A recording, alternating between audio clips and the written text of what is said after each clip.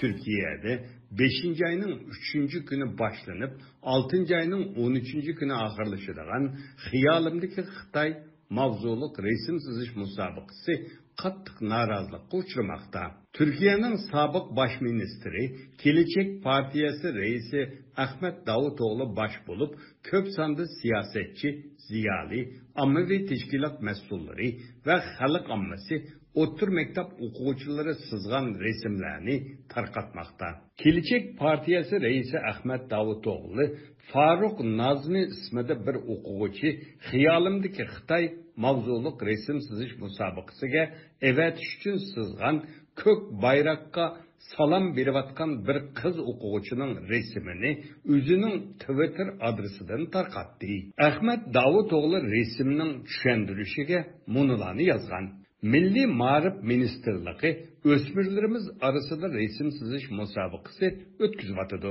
Bizning xiyolimiz Sharqiy Turkiston. Suyumlik o'smirlar, sizlar ota yurtinglardagi qarindoshlaringlarning zulmdan qutulishining resmini sizib, mazkur musobaqaga avatinglar. Gelecek Partiyası muavin reisi Selçuk Özdağ Efendi Twitter orqali shuni tarqatdi. Hurmatli Milliy Ma'rif Ministri Ziya Selçuk Efendi, Hiyalimdeki Xitay nomida resim sizish musobaqasi o'tkazibsiz. Bu resimdeki suvalni Xitayning Türkiye'de turishliq elchisidan so'rab, bergan javobini Türk xalqi bilan o'rtoqlasha olamsiz?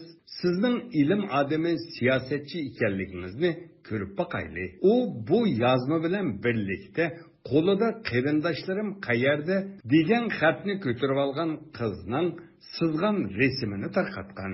İctimai taratqularda ba'zi kishilar Xitoy davlat raisi Xi Jinpingning atrofida Uyg'urlarning faqatli beshi sızilgan resimni, yana ba'zilar Xitoy bayrog'idan kiyim kiygan bir odamning bir Uyg'urning og'zini tutib olgan qiyofati orqali Uyg'urlarning fikr erkinligi yo'qligi ifodalangan resimni o'rtoqlashgan.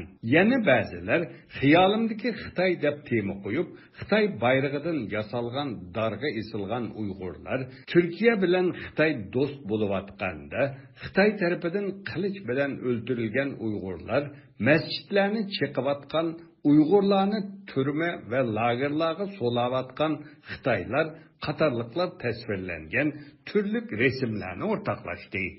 Ayşe Zavki isimli kız sızgan Hiyalimdeki Xitay mavzuluk resimde Xitay saqchilarının Uyg'urlarni turmalarga solaganligi, darlarga asqanligi tasvirlangan.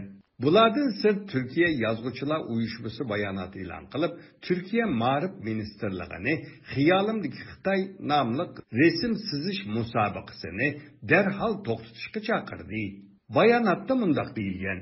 Xitayning Uyg'ur rayonida ilib berayotgan besim siyosetini ba'zi davlatlar irqiy qirg'inchilik deb bekitgan bugungi kunda Xitayning Uyg'urlarga qilayotganlariga butun dunyo inkas qaytarayotgan bugungi kunda turklar bilan dini, tili ve medeniyeti o'xshash bo'lgan Uyg'urlarning hammasi Xitayning zulmiga uchrayotgan bugungi kunlarda Hiyalimdeki Xitay nomli resim sizish musobaqasida eqivatgan ko'z yeshi bilan eqivatgan qondan boshqa nimalarni sizg'ili bo'ladi? Xatolikdan qaytish bir fazilatdir. Milliy Ma'rif Ministerliği bu xatoligidan darhol qaytishi kerak. Türkiye Ma'rif Ministerliği ve Xitay elçixonasining qo'llashi bilan Anqaradagi Xalqaro ilm va kultur vakfi 2016 yıldan bu yan o'tir maktab o'quvchilari arasida Hiyalimdeki Xitay mavzuluk resim sizish musobaqasi o'tkazilib kelmoqda. Xitay taraf bu musobaqada yaxshi natijalarni qo'lga keltirgan o'quvchilarni tanlab, Xitoyning Beijing, Shanxay va Xi'an qatorliq shaharlariga opirib ziyorat qildirib kelgan.